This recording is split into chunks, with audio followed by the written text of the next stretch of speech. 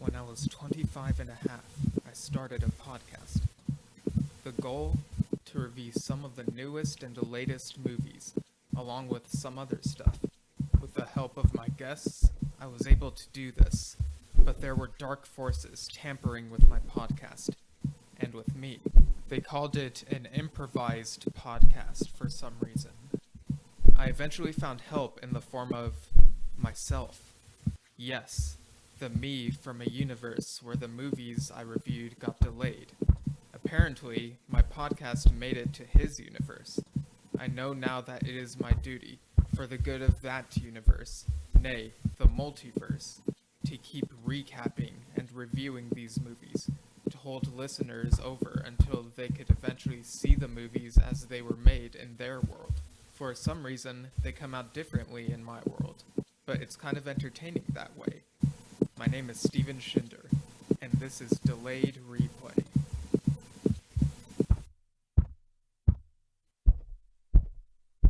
Hello, listeners. This is Steven Schinder, your host. As always, welcome to another episode of Delayed Replay, that podcast where we talk movies. Joining me again for this particular topic, you've probably heard him on a few of the recent episodes. It is Greg. Hello there. General Kenobi. We have never met before.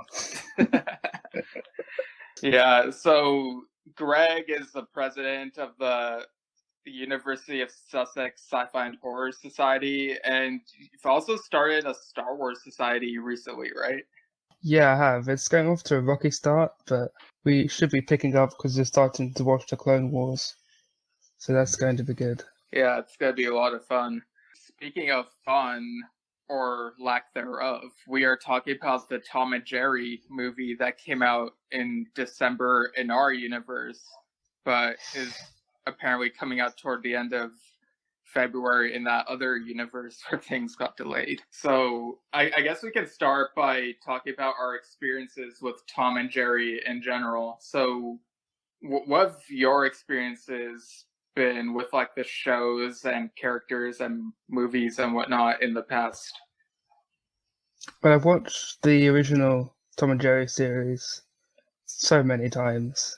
Like, the original ones are... You can't get any better than those, really. Like, the newer ones, they don't have as much violence in them. I gotta say. It just doesn't have the same feel to it. You can just tell that they're trying to keep it down. Yeah, I've seen some of the originals because they aired like all the time on Cartoon Network when I was a kid. Exactly, that's exactly where I've seen them. Yeah. Yeah, and there's also been these weird Tom and Jerry movies. Like you'll have one where like they meet Martians or something, and there's also Tom and Jerry, the Fast and the Furry, I think it's called, or the Fast and the Furious. That sounds horrifying. You've never seen that one? No, I have not. Yeah, basically I guess you don't recommend it. Yeah, basically they enter a race, and I think I've mentioned this to you before, like one of the characters in the race is just called Soccer Mom. Yeah. Oh, apparently she does have a full name, but her nickname is Soccer Mom, and she has like a red van type of thing, like a red SUV or something. Like it's a very roomy car, and she just has a funny personality, I guess. I don't know. If she kidnaps all the kids and takes them to practice. Forcing people to play soccer against their will. As we call it, football. Right. Yeah, I don't know why it's called soccer, but I'll link an article about it in the show notes. Yeah, but there's also this weird one I remember called Tom and Jerry and the Wizard of Oz, where it basically, like, I think they re-recorded all the lines from the Wizard of Oz, but it sounds word for word. They just add things here and there, like, I mean, this is funny because recently we watched Wild at Heart for the first time, which had too many Wizard of Oz references, but it was just all it was all Wizard of Oz references. Yeah, it's David Lynch has done better things, in my opinion. But yeah, so Tom and Jerry and the Wizard of Oz would add these little things here and there where, like, you know, at the end when Dorothy is like, oh, and Toto too, and then the Good Witch is like, and Toto too. Instead, it's like, oh, and Tom, Jerry, and Toto too, and the Good Witch is like, and Tom, Jerry, and Toto too, and it's like, just freaking, like, it's just lazy the way that movie was made. It's basically just the same movie, the 1939 movie, just animated in 2D and with Tom and Jerry added into the mix. Like, it's just not good. I've not seen the sequel of The Wizard of Oz, but I swear there's a sequel, isn't there? There have been lots of different Oz movies. Some have been by like different, like I know in the 80s there was Return to Oz, which was by Disney, not MGM. So it's more of it's not really an official direct sequel because it's a different company. But the other Disney one from several years ago, which is called Oz the Great and Powerful, was kind of a prequel. Like, it's by a different company, and they couldn't officially say that it's a prequel to the MGM movie, but there are elements here and there where, like, you look at them in the movie and it's like, oh yeah, this is totally trying to emulate the MGM film and suggest it's a prequel to that. Oh, okay. Yeah, so I'm not sure which one you watched. Do you remember, like, what happened in it, or? No, I don't. No, I haven't seen them. I just remember seeing all these promotions in like other streaming services about all these Wizard of Oz sequels. Yeah, there've been a bunch of different versions. Like on Sci-Fi, there's like a mini series that was like some sort of sci-fi setting, and there have been like a bunch of different animated versions. I think, like, I bet if you look at the list of Wizard of Oz adaptations or sequels, there are a lot of them. There are also a lot of books, I think. The Wicked musical is really good, even though I didn't care for the book. But anyway, like, I don't know if you've ever felt this way, but with Tom and Jerry, I sometimes got annoyed at just how much Jerry was winning, to the point where I would start rooting for Tom and just be like, just defeat him already. Yeah, but I think if Tom wins, that kind of ends the series. Because the whole point is Tom is trying to catch Jerry and he just can't. Well, I mean, he could get a win without catching him. Like, just, I don't know, give him a nice cake or something. I don't know. It's just, it just gets like depressing seeing Tom lose so much for some reason. And then have the dogs involved as well. Oh yeah. But the dogs aren't in this movie. I don't remember them being in this. Yeah, it's kind of a weird omission. I remember one of the old cartoons, like Tom, Jerry, and the dog called a truce. But then, like, there's like a steak that they find, and they can't divide it equally amongst themselves, so they just fight again. Yeah, like whenever there's so many steak things where like Tom befriends Jerry. And then he like cuts up the steak, but then like he like cuts like a little circle, and then he gives a circle to Jerry and just keeps the rest of the steak. It happens in like so many episodes. It's like a recurring. Yeah, theme. and they animate the steak to look so good. Like, it's weird. It's like Studio Ghibli films. Like their food looks so good. Yeah, I know what you mean. But yeah, so in the beginning of this movie, this live action one, so it begins with Tom and Jerry running around the house as they normally do, but they end up breaking some stuff, which gets like the couple in the house very upset, and so they like kick both of them out. So they call a truce then as well, and Tom gets hit by a bus. Which, yeah, that actually reminded me of the 355 when like one of them is on the sidewalk and the bus drives by and they disappear, and it turns out that they had jumped onto the bus, like clinging to it. Ah, yes, that cliche. Like they were hanging to the side. But yeah, so Tom is like on the front of the bus, and like they kind of draw this out for a minute, showing the bus driving with him on the front of it for like a little while before it like flashes forward. But or I guess I should ask, what'd you think of how the animation for Tom and Jerry looked in this movie? Complete jank. It's like, what was that film from like the 90s or the noughties that merged live action with Space Jam? animation? No, the other one, the rabbit one. Who Framed Roger Rabbit? Yeah, it's like that, but worse. Yeah, that one came out in the 80s. Or even earlier. Yeah, the animation style does not lend itself to being in live action. It's like Smurfs worked, but this doesn't. I mean, Smurfs. Well, in Smurfs, yes, Smurfs was they were 3D animated, weren't they? Yeah, I mean, this is 3D animated. Like, it's not a cartoon per se. Right, like they look like they're 2D counterparts, but they look like they try and make them look 3-dimensional, so they look kind of shiny for some reason. Yeah, it's really, really weird. Yeah.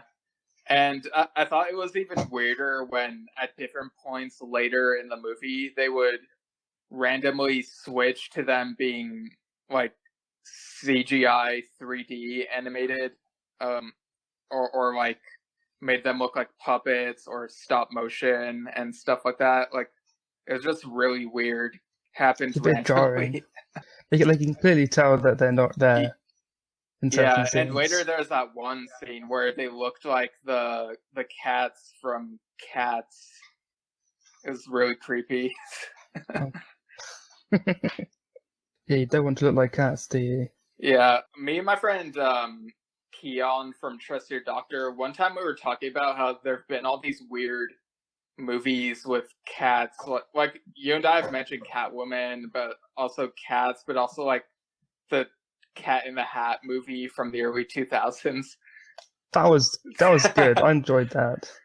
Yeah, that one is a guilty pleasure for me. Like, as a kid, I loved it. I thought it was a lot of fun, but in hindsight, it hasn't aged very well. But it's like one of those things where it's like, how the hell did this movie get made? But I mean, who was playing the Cat in the Hat? It was popular... Mike Myers. Oh yeah, that's why I liked it. Not from Halloween, but from Austin Powers. Or otherwise known as for Shrek. Oh right, yeah, Shrek is by far his best role. Yeah, I think people actually know him more for Shrek than Austin Powers now. I don't know. I mean, the older people probably recognize him from Austin Powers. Yeah. But I still haven't seen those, surprisingly. Oh, yeah. The Austin Powers movies have funny moments, but also some things about them that really annoy me. I do think Mike Myers is really good in Wayne's World. Like, I haven't seen that in the either. first movie, there's a really funny product placement scene that I really love. Have they aged well at all? I think they've aged well. Yeah, it's a problem with like comedy movies from back then. Like when you watched Coming to America, like some of the jokes just did not land. Yeah. Yeah, I think Wayne's World is enjoyable from the start, but it's also been like several years since I watched it, so I kind of wonder if maybe my opinion would change a little if I watched it again, but I don't think it would change that much. We'll know what's happening next time or whenever we need to watch Wayne's World. Yeah, if there's ever like a Wayne's World 3, maybe. Like, I don't know. Oh, he's still alive, so... It's like Nick Cage, he's still alive, he's going to be in movies. He's going to be in movies till the day he dies. Maybe he'll be in movies even after he dies. Yeah, like what Tupac in that very weird concert where he was a hologram. Oh yeah, I was thinking like CGI Tarkin, but... Oh. I mean, that too. Yeah, but anyway, so there's this flash forward to Jerry now living at like the Royal Gate Hotel in Manhattan. It's this really fancy hotel, and there's like this wedding of the century that's going on between Colin Jost and Pallavi Sharda's characters, Ben and Preeta. And so people notice that there's like this mouse problem. Like the hotel manager, who's called Mr. DeBrose and played by Rob Delaney, he's not very happy about it. And neither is Terrence, the deputy hotel manager, played by Michael Pena. So they have this new employee, this new staff member named Kayla, who's played by Chloe Grace Moretz, Hit Girl from the Kick-Ass movies. And, like, they get her to like try to figure out a way to get rid of this mouse, who of course is Jerry. So they go out on the streets, and like she finds Tom, who is like homeless, and I thought it was like really sad how he looked like he's just like in the alley asking for change and stuff like that. Yeah, it's trying to pull your heartstrings, but then you realize he's just a cat. I mean, people do love cats. Not the movie. Right, not the movie Cats. The music for Cats is pretty good, I think. So, like, if you close your eyes, it's pretty good. Yeah, I've seen the musical for Cats. Yeah, I've seen the and video it's very good. Of that from, like, the late 90s. But, yeah, not the movie Cats. Yeah, what's kind of weird is there's this Will Smith movie from the early 90s called 6 Degrees of Separation. And there's a part where he's talking about, I think he's like lying or something, but he says that he knows someone who's making a movie based on Cats, the musical. And Ian McKellen was also in the movie 6 Degrees of Separation. I think he might have even been in the same scene, if I'm not correctly. If I remember correctly, I could be wrong, but like it's weird that he ended up in the Cats movie later on. The poor souls who got pulled into that movie.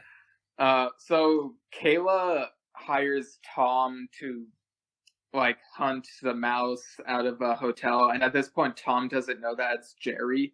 So when he does see that it's Jerry, like Jerry laughs at him and Tom gets like super mad. I thought that was quite a funny moment, I guess. Yeah, see, the pact never truly lasts. Yeah, so once again, they begin chasing each other. What'd you think of how that played out in like how that started? Well, I think the animation lends itself to that because they still kept the style of how they used to do it, like all the over animation and everything, like them like Tom just immediately stopping and then falling. It's like that. Yeah, like we get all these like wacky things that happen throughout the movie, like Tom falling and like landing on the windowsill, but Jerry closing the window on his paws, which like I don't know about you, but I felt that, like, that feeling of when you accidentally slam something on your hands and it's like, oof, that really hurts. Definitely, I felt that. Yeah, and you got like Jerry using like a helicopter or a drone type of thing, like flying across Manhattan. It's like super ridiculous. Yeah, it's a bit like the Halloween movie. Was it? No, Friday the 13th in Manhattan. Whatever the movie's called. Yeah, Friday the 13th, Part 8, Jason Takes Manhattan.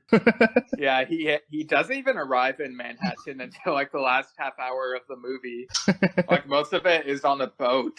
Yeah, most of the movie is on the boat because like these young people or these teenagers are like on a field trip they're like heading to Manhattan, but they don't get there till like the last half hour of the movie. So it's like that scene from The Dark Knight Rises.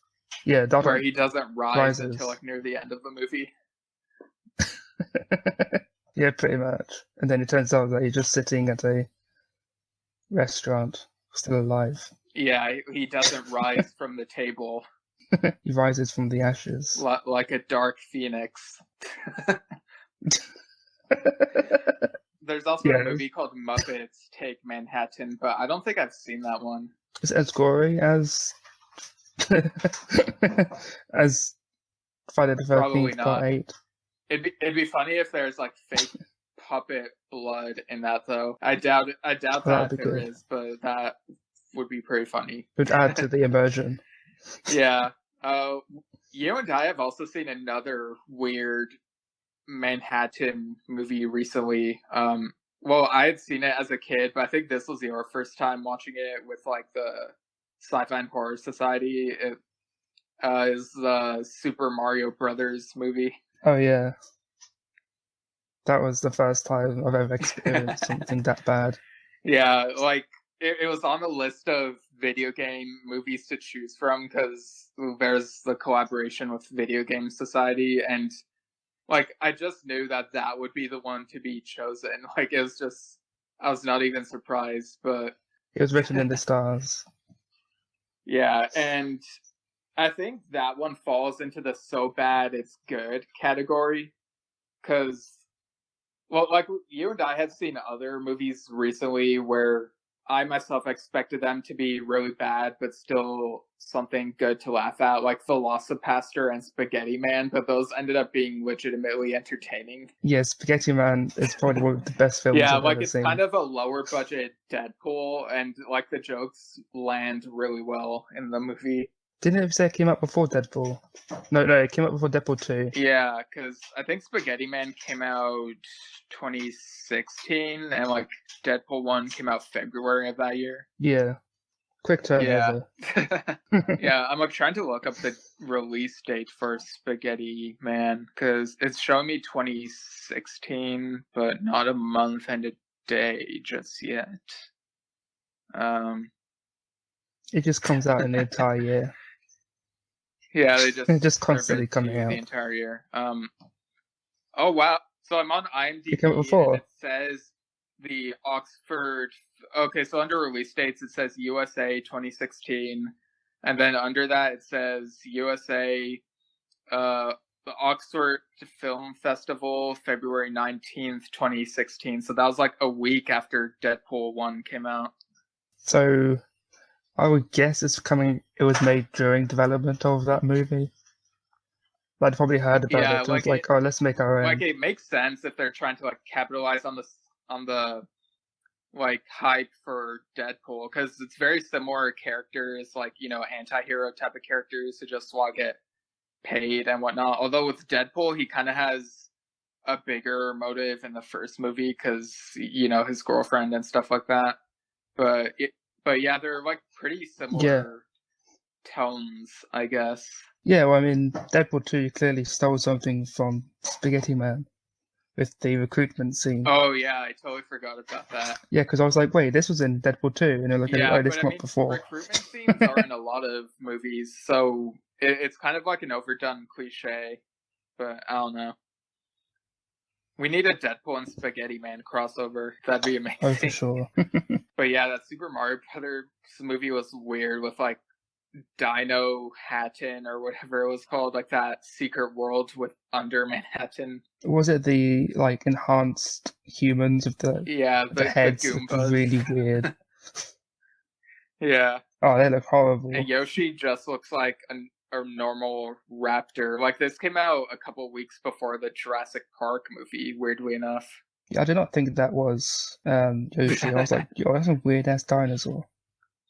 Yeah, but speaking of weird, a lot of weird stuff happens in the Tom and Jerry movie. They do all these like weird gags of like, so like Tom lights a candle and tries using that to get Jerry as if to like set him on fire, and I thought that was a really odd choice, but he ends up like accidentally setting some of the hotel on fire and just causing lots of mayhem that way. And then it does that thing of turning him to ashes, but then later he's able to just regenerate somehow.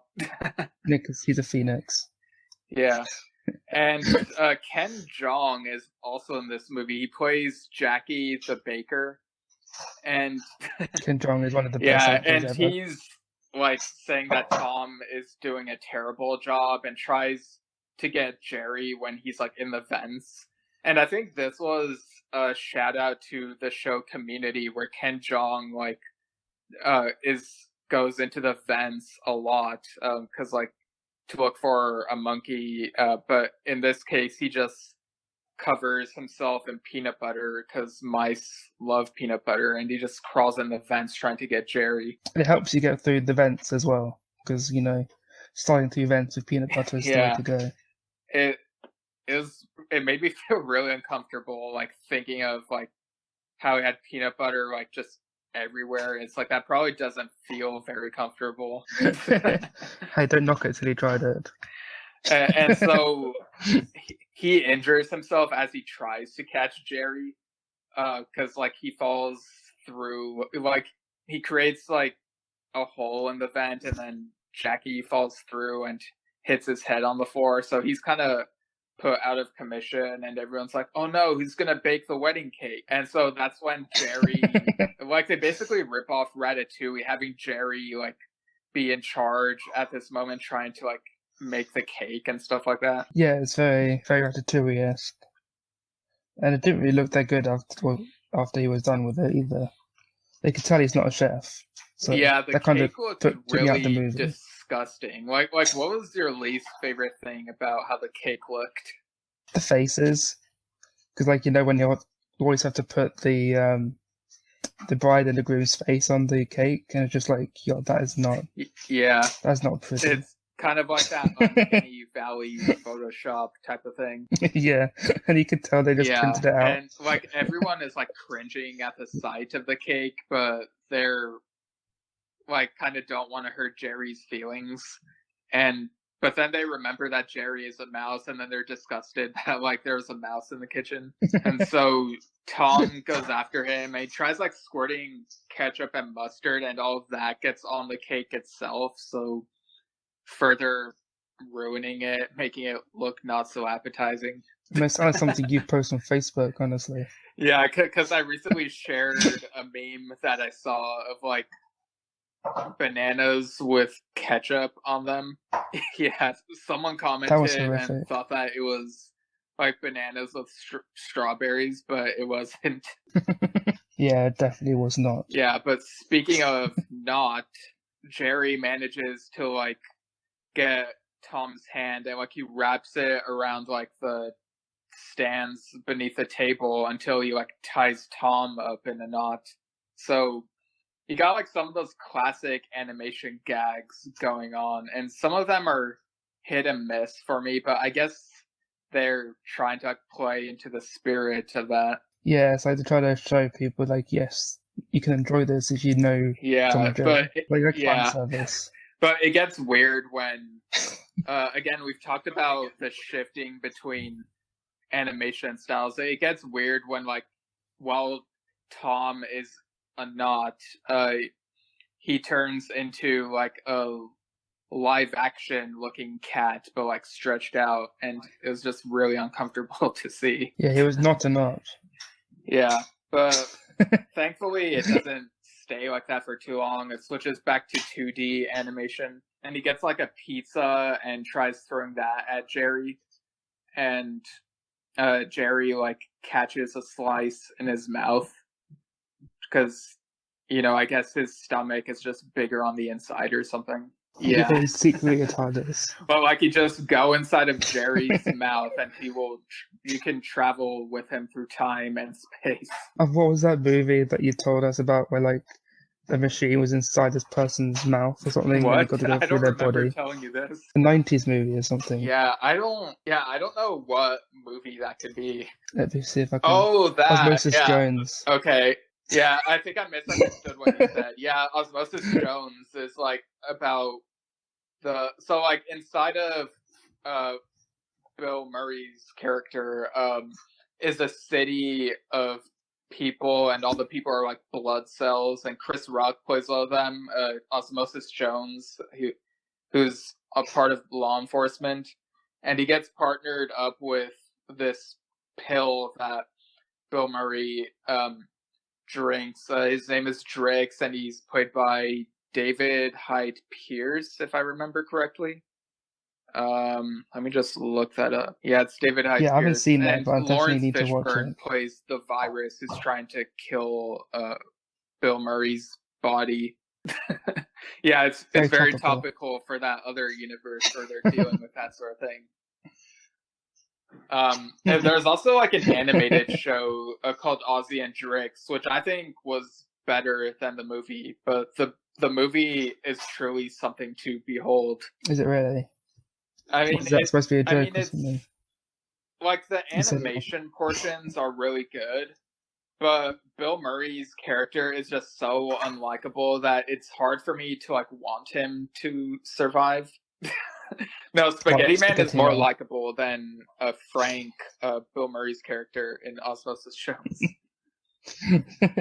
That says something. Yeah, Spaghettiman can be pretty nasty.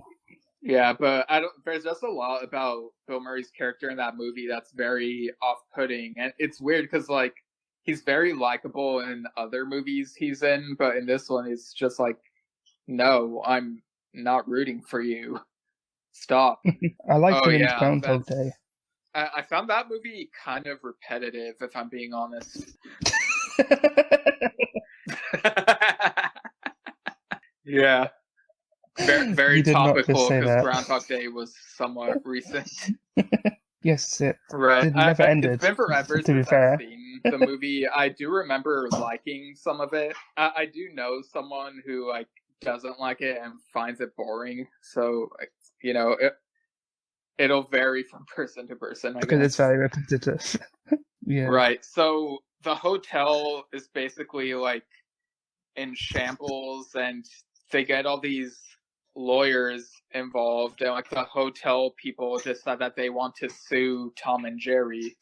So like they take this thing to court, which I was not expecting. Yeah, the crime drama. Like for once, Tom and Jerry are like on the same side because everyone's against them now for all the damage they caused. And when they are called to like the stand to like speak in their own words, I wasn't sure if they were actually going to speak, but I was really surprised when they did, as well as the voice actors that they used to make them speak in this moment. Yeah, because I believe they had in the early Tom and Jerry TV series, they had like some of the yeah, like they used some of the archive audio for like whenever they laugh or scream or whatever, but for this moment where they speak like full sentences, I was surprised that they got Nicolas Cage to voice Tom.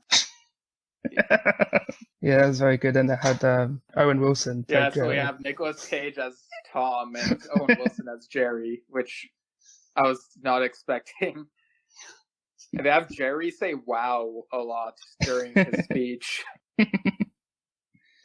Yeah, and they make Tom do like weird Nicolas Cage stuff, like, you know, all the hand movements and like facial expressions and that look in his eyes where he looks like he's gonna kill you. And he said high praise a lot as well. Yeah. That's high praise. And so they try to speak from their own perspectives of how like they tried to make everyone sad about how they were evicted a while ago and had nowhere to go. And they basically make the jury cry about this. So they kind of get off scot-free, which I thought was weird. But they also discover, because like as they're like walking out of the court and past the hotel, they overhear Michael Peña's character like talking with someone on a walkie-talkie, and they figure he's up to some shady stuff. Yeah, because it turns out that he and some other people are planning on stealing like a family gem. It's like this heirloom that like one of the couple that like one of the people in the couple that's supposed to get married have. So they're trying to like steal it when it's presented at the wedding. And so Tom and Jerry are trying to like stop it, and they try talking to Kayla about it, but for some reason they're not actually talking to her. Like like trying to use like sign language, and like she doesn't understand what they're trying to say. Yeah, because that's how they communicate normally when they don't have voice actors. It takes them a while. Like after Kayla tries guessing what they're saying, like she says, "What? Did someone fall down a well? Did someone get hit by a truck?" and stuff like that. But they finally decide to just write it down, like they should have in the first place, and then she understands. Yes, because cats can definitely write. I mean, yeah, their signatures are their palm prints. Like that's been a thing in one of the cartoons, right? Or maybe it's just like a normal like animation thing that happens a lot on a. Yeah, I think so. Right, just use the claw from the paw as like a pen. Yeah. Right, so she tries telling the manager, but he says that they'll need to find some proof. So Tom and Jerry tried breaking into Michael Pena's, his character's name is Terrence. They tried breaking into his room and like search through his closet and the drawers and stuff like that for any evidence. And they find a lot of weird stuff. Like he has like an onion collection, like the vegetables.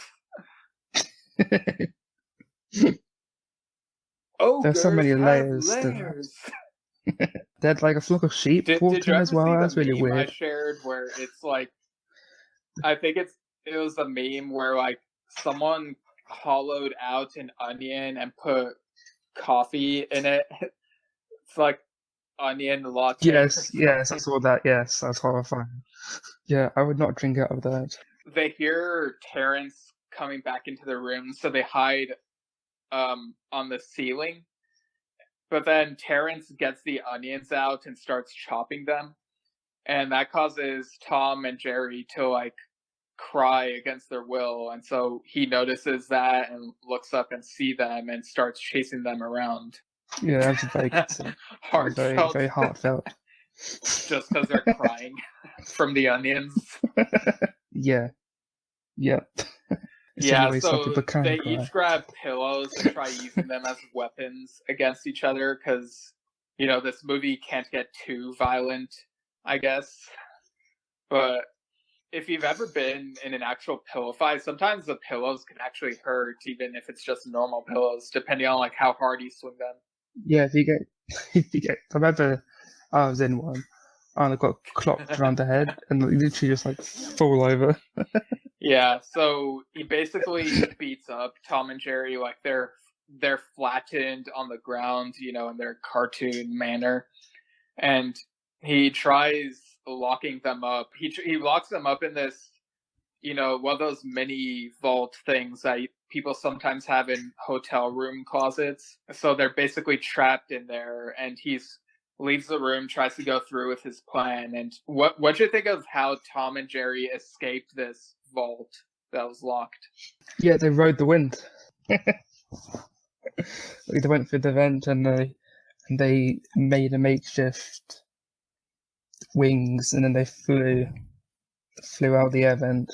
Yeah, it was very weird. Very satisfying. Surrealism stuff going on there. Well, like it kind of didn't make sense, but because it's they're cartoon characters, it's like okay, whatever. Yes, but obviously the real people have to obey the laws, and you have like two different things going on with the animated people and the live action. So at the wedding, the couple say their vows and whatever, and then Terrence like replaces the gem with like a fake one. So he tries to steal it, and like he and his henchmen like try running to the train station, but Tom and Jerry manage to catch up to them. There's like this showdown that ends up happening on top of the train as it is moving. The Good, the Bad, and the Ugly. In that scene. The Good, the Bad, and the Ugly is another movie I have yet to see, but I'm like aware of it. I watched like half an hour of it, and like nothing happened.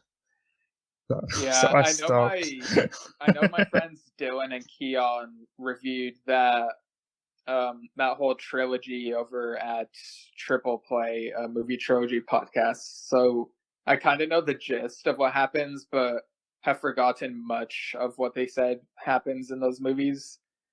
So Clint Eastwood plays a character who has no name, and I think the general census is that he's playing the same character in all three of those movies. Like there's I think The Good, the Bad, and the Ugly is like the third of those movies. The trilogy is called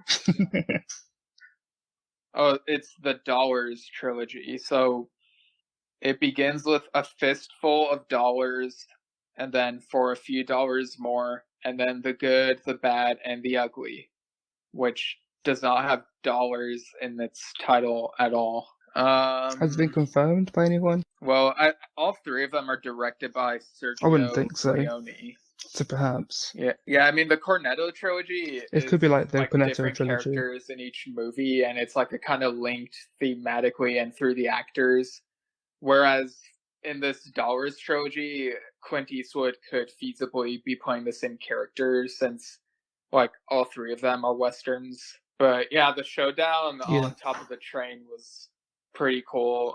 It felt like I've seen better sequences like this, like, you know, Spider-Man 2, like, just raised the bar so high. But I think this one was okay, I guess.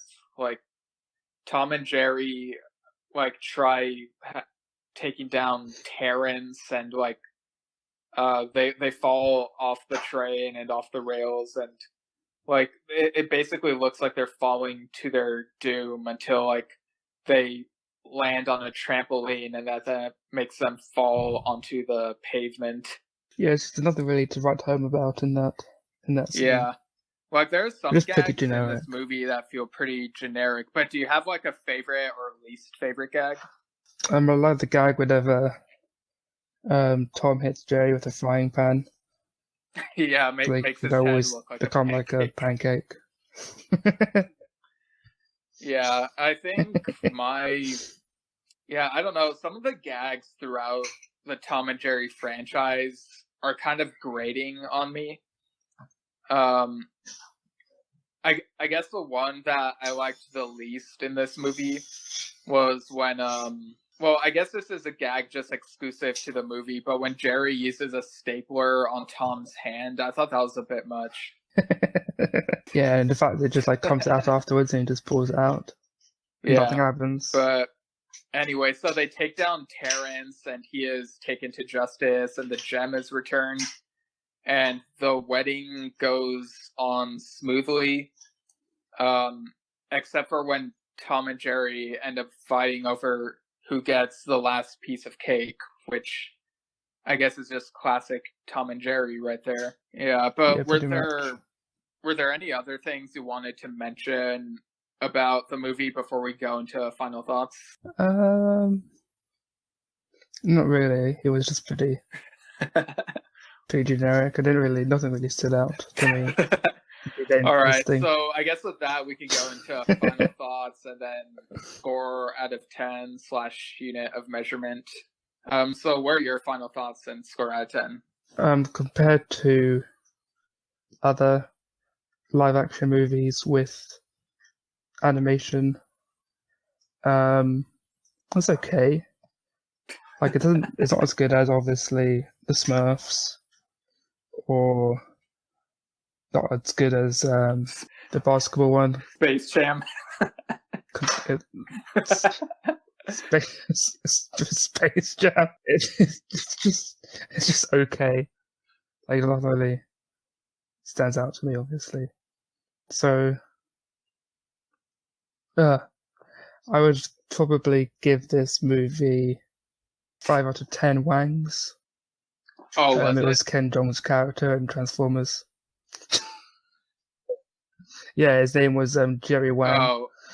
He just kept mentioning Wang over and over again. Oh, and it's like, oh, you want to see the Wang or the Wang?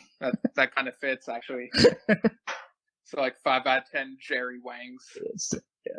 Oh, exactly. Yeah. Yeah. Was it Wang or Wong? Because I know that, like, in real life, Wang. at least, that spelling is pronounced as Wong, if I'm not mistaken. But anyway. Right, they say Wang in that movie, but... Well, it says Wang. It says the Wang, movie so isn't real life. No, it's got Transformers in it. Yeah, so... Okay. I agree. Yes, I found your this turn. movie pretty generic, and I'm also just not a huge Tom and Jerry fan in general. Like, I feel like it's overdone. Like, it's just cat and mouse doing violence and hitting each other and stuff like that, and it gets really frustrating to me. And this movie was no exception. I did think it was kind of interesting whenever they, like we said, when they switched from like the traditional cartoon look to like stop motion and like claymation and stuff like that, like just making it look really weird. But overall, I found this pretty lackluster. So I think this was about as good as the Cats movie. So I'm going to give this 5.5 out of 10 onions. Yeah. Layers, the onions of layers.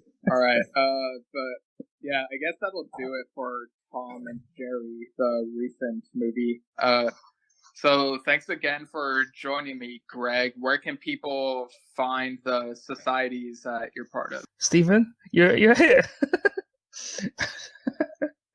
I'm sure you will put them in the description, but just basically just on Discord and Facebook, so you can just find it at Sussex Sci-Fi and Horror Society on Facebook, and all the details should be there. Right, like and it just Star Wars Society doesn't have one yet, but right, but yeah, even if you can't attend for now, screenings, you can also like just join the chat, talk about Star Wars, and share some memes. It's a lot of fun. I'll go ahead and link those in the show notes. And as for my stuff, you can find me at Steven Schinder on Twitter and Instagram, Steven Schinder Storytelling on Facebook. You can find my fantasy horror comedy novel, Lemons Will Like Rain. It's on Amazon. Also on a Star Trek podcast called Star Trek Culture. You can find that at the Culture Slate YouTube channel. And if you want to email Delayed Replay, you can email delayedreplaypodcast@gmail.com. Let us know your thoughts on some of the stuff we've talked about. Like, I don't know, do you love Tom and Jerry more than I do? Tell me why I'm wrong. I don't know. Tell me why. Ain't nothing but a heartache. Yeah, I don't know how the song goes, so I'm not even going to try. All right, without further delay, have a good day.